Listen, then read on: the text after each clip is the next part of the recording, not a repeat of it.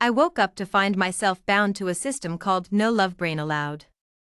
It claimed its purpose was to make me see reality clearly. Apparently, I was a love-obsessed secondary female character in a romance novel. Me? Love-obsessed? And a secondary character? Ridiculous. I dismissed the thought and continued with my routine.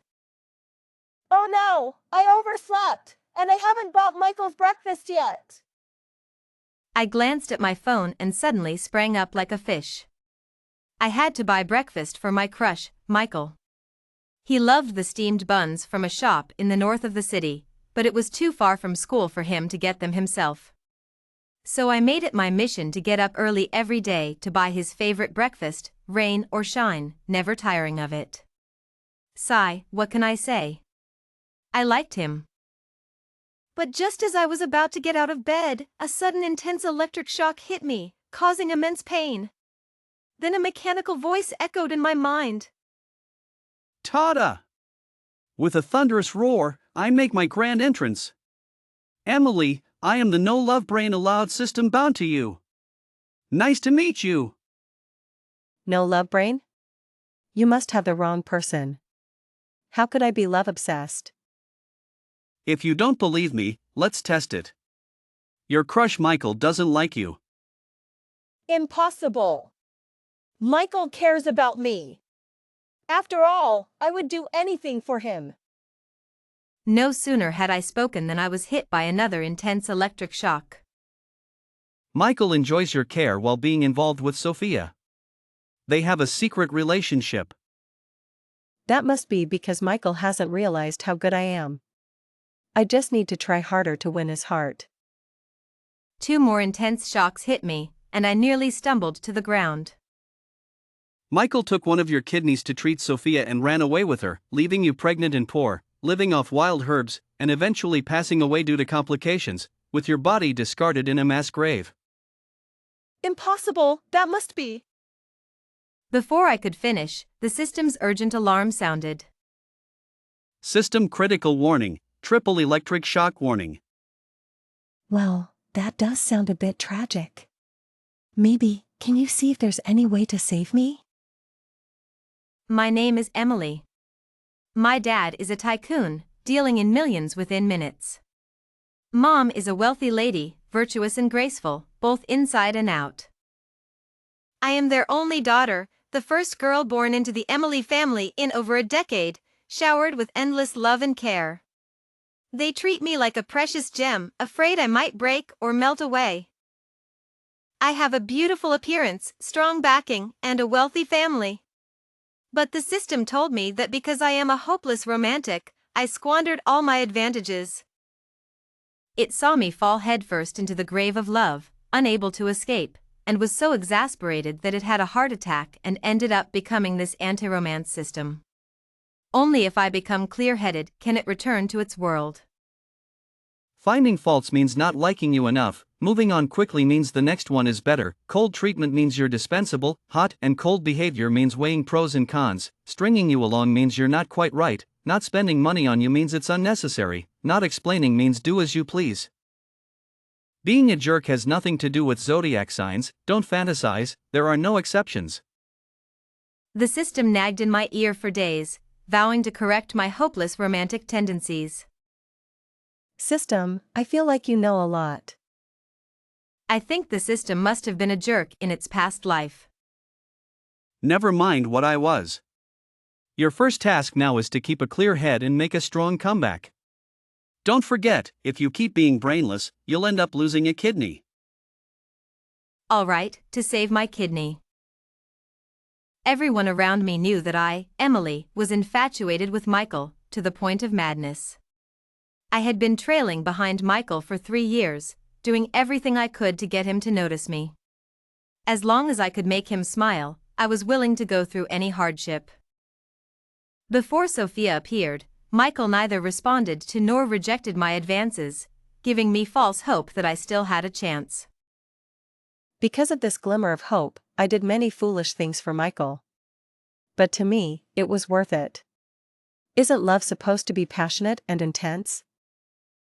However, since Sophia's arrival, I noticed that Michael had changed. At this moment, Sophia was sitting at her desk, her eyes red. Michael sat across from her, comforting her in front of everyone. It's just that you didn't get to eat the steamed buns this morning. You can queue up again tomorrow and buy another basket. You know that place always has long lines. It takes at least an hour to get them. Michael looked at the tearful Sophia in front of him, then turned to me with a slightly teasing tone. Emily, could you please help me buy 2 baskets of steamed buns tomorrow morning? You're the only one in the class who can wake up early. Please help. As Michael said this, Sophia also looked at me with her big, pitiful eyes. I stood there, feeling a bit heartbroken. Michael was being kind to another girl right in front of me. Emily, can you? Seeing that I didn't respond, Michael looked directly at me and gave me a sincere smile. Oh my God, Michael actually smiled at me. Even though I felt heartbroken, I should still buy the buns for them, right? Just as I was about to agree, I suddenly felt a strong electric shock throughout my body. System warning, system warning. Don't be a love-struck fool, don't be a love-struck fool. Enduring the pain, I looked into Michael's charming eyes and, for the first time, refused him. Michael, I have something to do, so I can't go. Michael was clearly surprised that I, who usually obeyed him, would refuse. He looked a bit taken aback. I couldn't bear to see Michael like this, but if I agreed, I would suffer greatly. The system told me that the thunder strikes would increase exponentially. If I couldn't distinguish right from wrong and still went ahead, would I even see the sun tomorrow? No, I had to protect myself. To avoid being soft-hearted, I turned and left the classroom. I vaguely heard Sophia say to Michael, Emily seems a bit different today. The system, seeing my sensible behavior, nodded approvingly at me. Not bad, there's still hope. Always remember, it's because of that scoundrel Michael and that manipulative Sophia that you ended up with such a miserable life. Otherwise, with your current family background, if you focused on your studies, you'd have a bright and prosperous future. To prevent me from getting lost in romantic fantasies, the system kept reminding me not to pin my hopes on Michael. I walked absent-mindedly, responding half-heartedly. Suddenly, I bumped into a solid wall of flesh. Holding my head, I looked up to see the boy standing in front of me, and my face fell. It was none other than my longtime nemesis, James. Wasn't he supposed to be abroad? Why is he back? How long has it been, and you still can't walk straight? You're really hopeless. See, I knew running into him would lead to an argument. The Sue family and the Song family have been friends for generations. Since I could walk, our parents have been comparing my height with James. My parents had always intended for James to be their son-in-law, and I was the perfect daughter-in-law in the eyes of James's parents. James and I grew up sharing a bed, climbing trees, swimming in the river, and drinking from the same can of soda. I've seen James in his underwear, and he's seen me in disarray. This has fostered a sort of revolutionary friendship. Unfortunately, this friendship is as rigid as steel, forcing it would only lead to unhappiness. Even rabbits don't eat the grass by their burrow. If I made a move on James, I'd feel guilty. James has always been the exemplary child, excelling in everything. To avoid being looked down upon by him, I worked hard to keep up. Before meeting Michael, I managed to stay in the top 30 of my grade, thanks to James's constant pushing. But after meeting Michael, I lost the will to strive. My mind couldn't hold the periodic table or linear equations anymore. It was filled with Michael's every smile and frown. Oh, love is wonderful, it makes one beautiful. Suddenly, the alarm sounded in my head again. Thunderstrike warning, thunderstrike warning. Come on, I can't even fantasize about love now. Emily, are you thinking about that Michael again? Seeing me standing there in a daze, James was clearly displeased. He had a grudge against Michael and always looked down on him. So, in your eyes, am I really that obsessed with love? I'm just afraid of the system's punishment. Why are you back? Weren't you an exchange student? I looked at James, puzzled. When he left to be an exchange student, I was overjoyed. With him gone, no one would drag me out of bed at 6 to memorize English words. I could bring breakfast to Michael instead. To hell with English words, to hell with capacitors and resistors, to hell with calculus and advanced mathematics. Nothing should interfere with my love life. Zap! Zap zap! Double thunder strikes hit my head hard, and I could almost smell my hair burning. Emily, I have something to do tonight and need to leave early. Can you help clean the classroom? Michael's voice came from behind me. I turned to see him leaning against a tree, hands in his pockets, looking at me and James with cold eyes. In the past, I would have eagerly agreed. But after just being struck twice, I couldn't bear another hit. I needed to survive. Michael, I have something to do too. This time, let Sophia help you. Michael clearly didn't expect my refusal, his brows furrowing. Sophia is afraid of the cold. In this weather, you want her to clean?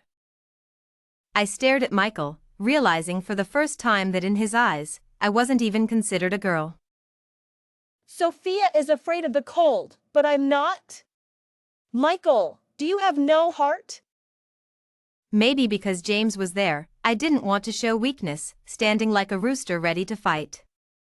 Michael's eyes flickered, and for the first time, he lowered his gaze in front of me. James snorted at Michael and dragged me away. Emily, did I interrupt your romance with Michael? No. I don't dare to fall in love now. I wanted to survive. I didn't want to be struck again. James looked at me with satisfaction, patting my head. Good, then let's get up early tomorrow to memorize words. What? Not this again! Michael enjoys your care while being involved with Sophia. They have a secret relationship. That must be because Michael hasn't realized how good I am. I just need to try harder to win his heart. 2 more intense shocks hit me, and I nearly stumbled to the ground. Michael took one of your kidneys to treat Sophia and ran away with her, leaving you alone and struggling. You survived on wild herbs, eventually passing away due to complications, with your body discarded in a mass grave. Impossible! That must be! Before I could finish, the system's urgent alarm sounded. System critical warning, triple electric shock warning. I instantly fell silent. Well, that does sound a bit tragic. Maybe, can you see if there's any way to save me? At 6 o'clock the next morning, James really did appear in my bedroom on time. He yanked off my blanket and pulled me out of bed. Emily, hurry up and brush your teeth. I knew it was James, so I didn't even bother to open my eyes. I let him carry me to the bathroom chair, closed my eyes, and let him put the toothpaste-covered toothbrush into my mouth. Before James went abroad, we often did this, so I was used to it. I could even take a nap with my eyes closed because James would help me brush my teeth and wash my face. James's movements were gentle and careful. He had done this countless times. There was no other way. I always stayed in bed, and he had to drag me out to study vocabulary together, so he had to accommodate me. At first, James couldn't tell the difference between facial cleanser and moisturizer, but now he could wash my face, complete my skincare routine, and even apply a simple makeup look. He could even distinguish between different shades of lipstick. Sigh, he had no choice. I forced him to learn. Mom was overjoyed to see James back to his old routine of taking me out to study. She even made a more elaborate breakfast. As I was about to change clothes, Mom pulled me aside and earnestly advised.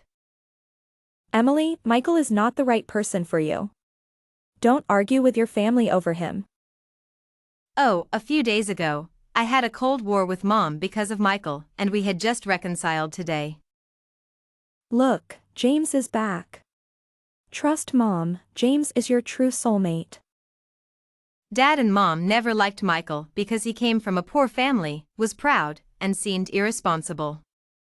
They had tried to educate me many times to prevent me from being infatuated with Michael. But having grown up in luxury, I couldn't understand the hardships of a poor marriage. Because of this, I had countless cold wars with Dad and Mom over the past 3 years. Mom, how can a passerby compare to the family I've lived with for most of my life? Besides, Mom, you don't have to marry the person you want me to, but I definitely won't marry someone you disapprove of. I've always remembered that. Mom didn't expect me to wake up so enlightened, and she wiped away tears. Emily has grown up. Your dad may have a harsh mouth but a soft heart. He's just afraid you can't judge people well. If you stay this clear-headed, we won't worry anymore. She then pushed me into the bathroom to change clothes and encouraged me to develop my relationship with James.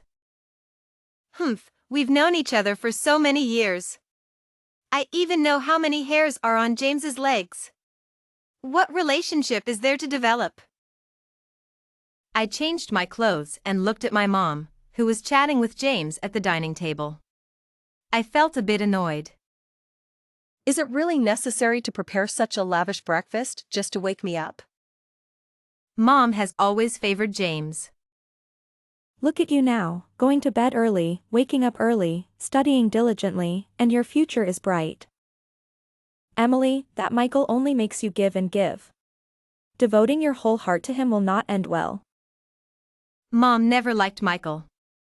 In her words, A good partner will pamper you like a child but won't forget to help you grow. A good man won't endlessly demand a girl's sacrifices. That's not love, that's taking advantage. I sighed inwardly. I hadn't realized that everyone around me was upset on my behalf, while I was foolishly trapped in my own web of lies. Oh. Today's breakfast was exceptionally delicious. I initially thought it was because James was visiting, so Mom put extra effort into it.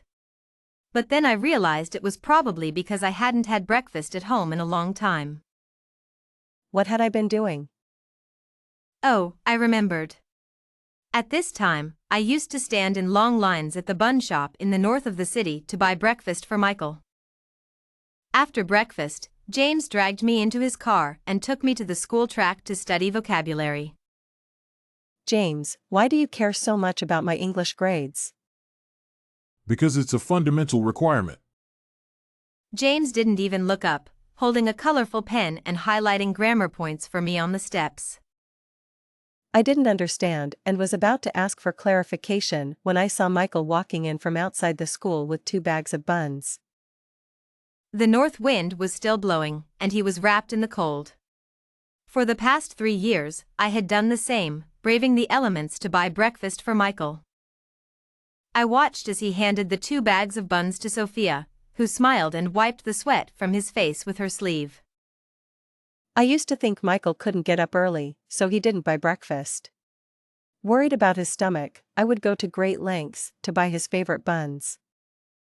For 3 years, he never refused the breakfast I brought, so I always thought I had a chance. But I forgot that while he never refused, he also never acknowledged our relationship. He often asked me to bring 2 breakfasts, and it was obvious who the other one was for. I pretended not to know and remained devoted, but today's incident was a harsh wake-up call. Now I knew, he wasn't unable to get up early. He just found me convenient, a loyal and dedicated admirer. A hopeless romantic. Oh, he deceived me. I watched as Michael and Sophia walked towards me, feeling a lump in my throat.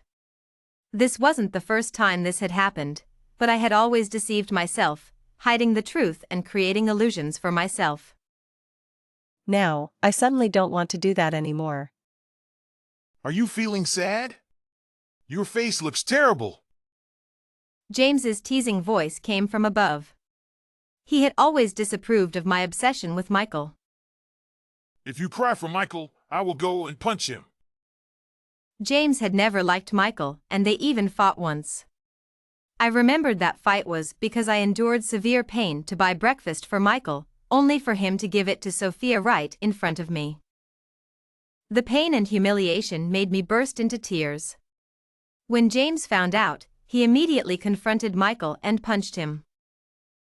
The incident escalated, and parents were called in. James, always the exemplary student, had never been punished before. But this time, he endured his father's punishment without revealing the reason for the fight. I knew he was protecting my reputation. What's there to be sad about?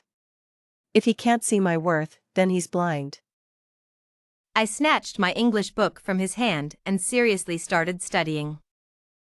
Well done, Emily, you've grown up. Good thing you understand, or I was really afraid I'd accidentally strike you down. Michael and Sophia walked past the stands, and Sophia suddenly stopped, pointing in my direction with a shocked expression. Emily, so you didn't buy breakfast because you were here on a date with James? I paused, realizing how manipulative Sophia was. Even if I were on a date with James, it's none of your business, is it? Both Sophia and Michael were stunned, clearly not expecting my response. Michael, is it because I'm with you that Emily is unhappy? Maybe I should stay away from you. Ugh, what a manipulative girl. Emily, you're becoming more and more disrespectful. I just bought Sophia breakfast. Is that such a big deal? I felt a sudden chill towards Michael. I've been devoted to you for 3 years. Even a stone should have warmed up by now, but you remain distant. Suddenly, I don't want to try anymore. Thank you, Michael. If you like buying Sophia breakfast so much, keep doing it. If you like her so much, why don't you two just get married right here? Yes, I used to like you, Michael, but now, I'm tired of it. Thinking about how this man would one day take my kidney for this manipulative girl, I couldn't feel happy. James, let's go. I tugged on James's sleeve, wanting to leave. Emily, are you playing hard to get? Michael blocked my way, his eyes burning with anger. Michael, there's no playing hard to get, no teasing. Listen carefully. I, Emily, don't want you anymore. I was firm, and Michael seemed shocked, clenching his fists tightly. James slung my backpack over his shoulder, grabbed my wrist, and walked past Michael. I saw Sophia trying to support Michael, but he pushed her away. Don't touch me! He sounded like a wounded lion. But I no longer want to waste my energy on him. Under James's supervision, Emily buried herself in studying. Her English grades improved dramatically, and she advanced over 100 places in the class ranking. Emily, you did so well on your test. We should have a special dinner to thank James. Why is it that I did well on the test, but you want to treat him? Emily knew her current grades were thanks to James making her memorize vocabulary every day and highlighting key points for her. Fine, let's just consider it a way to thank him. Emily took out her phone and called James, who came over immediately. Emily, I seriously suspect that James likes you. How could that be? We've been friends for so many years. If he liked me, he would have done something by now. Emily always felt that James found her annoying. She used to have that illusion, but ever since James worked hard to go abroad with his crush, she knew he only saw her as a friend. No, when Michael hurt you, James's pained expression was unmistakable. He probably just felt sorry for me being deceived. After all, we've known each other for over a decade. Do you know what it means when a man feels sorry for you? It means he's moved. The system seemed lost in its own memories. If it weren't for you being so blinded by love, ending up in a tragic fate, I wouldn't have been so angry that I. The system started crying. You owe me compensation for emotional distress. James swaggered in. James, come on. I made fried chicken wings and your favorite sweet and sour pork. Emily gave James a disdainful look. He has this ability to make everyone like him. Michael is different. He's more reserved and only talks to young people. Over the past 3 years, Emily learned all his preferences and habits, filling a thick notebook with her devotion to him. Thinking about it, James is actually more likable than Michael. Emily shook her head. Smart move. If you keep thinking about that jerk, I'll have to find a way to strike you again. After dinner, the whole family went for a walk as usual. James walked slowly beside Emily, commenting on her outfit. Suddenly, across the street, Emily saw Sophia standing in front of a dress shop, gazing at the dresses in the window. Beside her was Michael, playing with his phone. Sophia turned to Michael with a sweet smile, seemingly discussing which dress was prettier, then pulled him into the store. This scene Emily dreamed of many times, but in her dreams, the female lead was her, not Sophia. Emily thought she would feel upset, but maybe because the system had been badmouthing Michael in her ear recently, she felt nothing. I suddenly found him a bit despicable. Accepting her kindness without hesitation while still being entangled with Sophia. How about we go back? James looked at Emily nervously. He had also seen Michael across the street. Her parents had walked ahead, leaving just the two of them. There's no need. How about we go in and take a look too? You still want to see that jerk, Michael? What are you thinking? I just think the clothes in this store look nice. As soon as they entered, they saw Sophia already wearing a white dress, twirling in front of the mirror. She occasionally turned to ask Michael, who was still playing with his phone, if she looked good, looking like a couple. Sophia looked delicate and charming, and the dress made her look like a noble princess. Emily pursed her lips.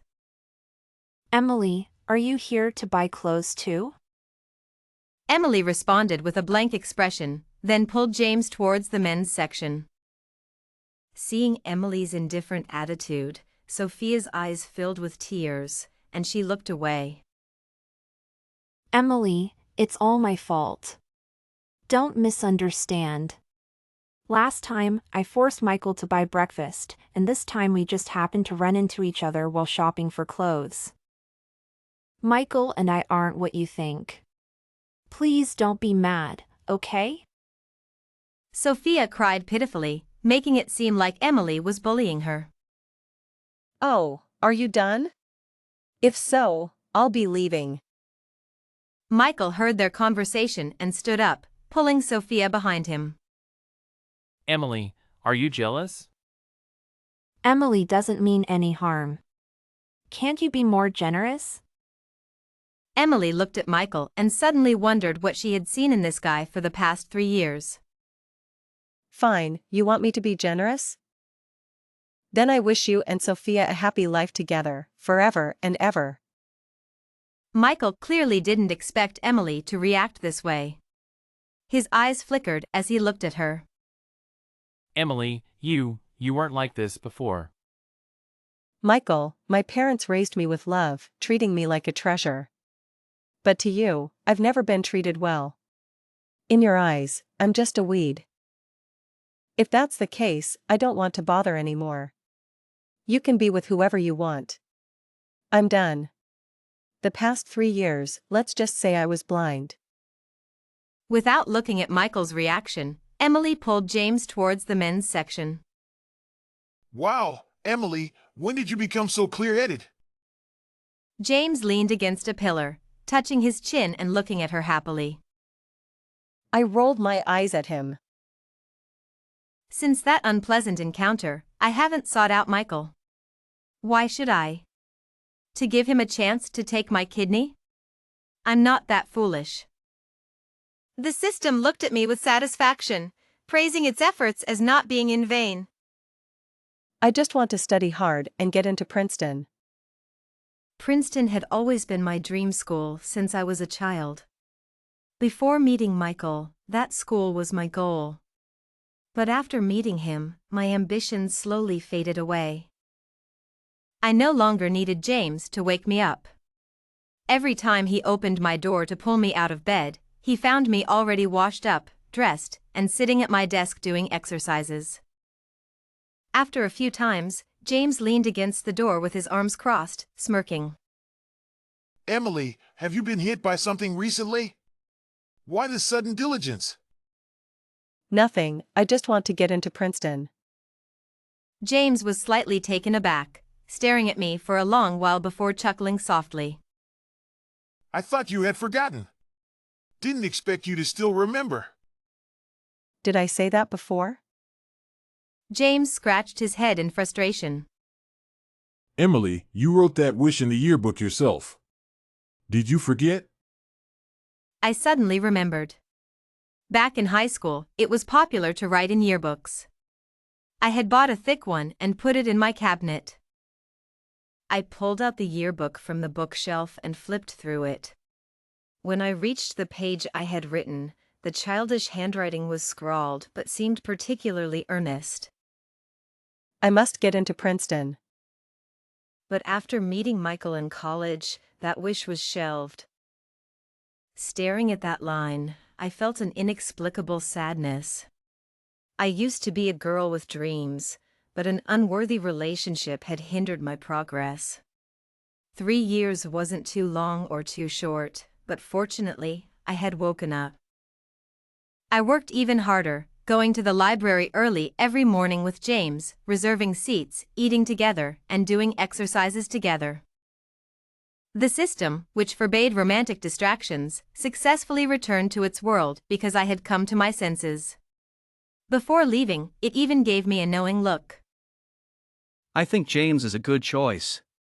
You might want to consider it. I'm currently immersed in studying, with no time for romance. Because I spent so much time with James, rumors started spreading at school. Did you hear? Emily is no longer chasing after Michael. She's now after James. Seeing them together every day, they must be dating, not just studying. Whenever I heard such rumors, I would just smile calmly and focus on solving more problems. My grades improved rapidly, earning praise from the teachers. On my birthday, James gave me a ticket to Princeton. Although it's too early to go now, I think you'll love it. Go see Princeton and come back to keep working hard. I excitedly packed my bags. At the airport, I happened to see Michael, who was returning home. He looked at James, who was helping me with the check-in, and his face darkened. Are you really with James? None of your business. Michael grabbed my wrist, his eyes filled with sorrow. Emily, I've thought a lot these past few days. I was too selfish before, only thinking of myself. But seeing you with James, it hurts. Emily, can you give me another chance? Let's start over. This time, let me chase you. Listening to Michael's confession, I might have been overjoyed in the past. But now, I only felt annoyed. Michael, it's too late. Emily, no longer want anything to do with you. Michael enjoys your care while being involved with Sophia. They have a secret relationship. That must be because Michael hasn't realized how good I am. I just need to try harder to win his heart. 2 more intense shocks hit me, and I nearly stumbled to the ground. Michael took one of your kidneys to treat Sophia and ran away with her, leaving you pregnant and poor, living off wild herbs, and eventually passing away due to complications, with your body discarded in a mass grave. Impossible! That must be! Before I could finish, the system's urgent alarm sounded. System critical warning, triple electric shock warning. I instantly fell silent. Well, That does sound a bit tragic. Maybe, can you see if there's any way to save me? I kept the words I saw in the yearbook close to my heart, continuing to work hard, study diligently, and take my exams seriously. Occasionally, I would put an extra bottle of yogurt in my backpack for James, hand him a stomach pill and a cup of warm water when he had a stomachache, and bring him an extra piece of clothing when the weather turned cold. Later, I was accepted into Princeton. When I received the acceptance letter, I rushed out of the house to find James, only to run into him halfway, also breathless and running towards my house. Were you looking for me? James glanced at the letter in my hand and pressed his lips together. Yeah, were you looking for me too? James nodded and handed me his Princeton acceptance letter. It seems I got into the school you wanted to go to. I waved my acceptance letter at James. James, do you like me? James clearly didn't expect me to ask such a question and stared at me, his ears turning red. Come on, tell me, do you? I guess, yeah. James looked up at the sky, as he always did when he was shy. Then, let's be together.